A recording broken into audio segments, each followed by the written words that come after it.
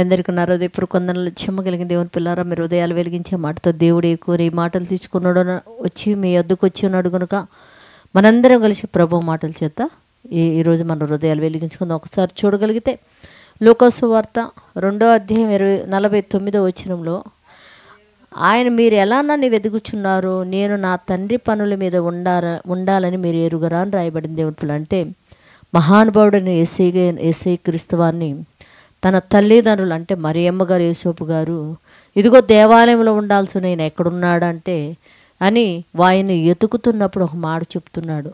మీరు ఎందుకు నన్ను ఎతుకుతున్నారు, పరలోకమందున్న తండ్రి పనుల మీద నేను ఉండాలి కదా, మీకు ఈ సంగతి తెలుసు కదా, ఎందుకు ఎత్తుకుతున్నారు అంటున్నాడు. దేవుని పిల్లారా, మనం కన్న బిడ్డలు ప్రార్థనకి వెళ్తున్నామన్నా, దేవుడు పనిలో ఉన్నారన్నా కూడా ఆటంకపరిచేవారుగా ఉండకుండా వారు పరలోకం నుంచి వచ్చిన వారు దేవుని పని మీద ఉన్నారని చెప్పి సంతోషపడేవారుగా ఉండనట్లు ప్రార్థన చేద్దాం. పరిశుద్ధుడా, జయమగలిగిన మా పరలోక తండ్రి, నాయన నీ కృప కలిగిన నామానికి వందనాలయ్యా.